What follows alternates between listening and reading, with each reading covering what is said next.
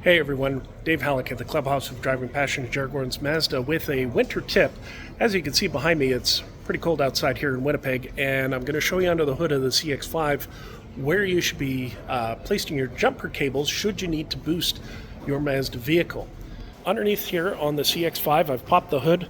We've got, of course, the battery. It shows your positive and your negatives over here. And I've got a portable booster. So what you're going to want to do, a little hard to do this one-handed, but what we're going to do is we're going to add your clamps here and here. But what's going to happen is sometimes when you put your clamps on the ground, sometimes the ground doesn't want to take. So we would attach it over to the secondary ground, which is up over here. And then we'd attach our positive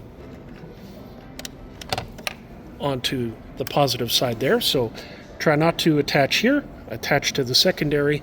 And then if you're using a portable booster like this one or some of the other ones, you may need to hit the power button to turn it on and then do your starting procedure. So sometimes positive to positive, negative to negative isn't necessarily the wrong way of doing it. It just may need to be attached in a different spot. So hopefully that helps you on the cold weather days like this.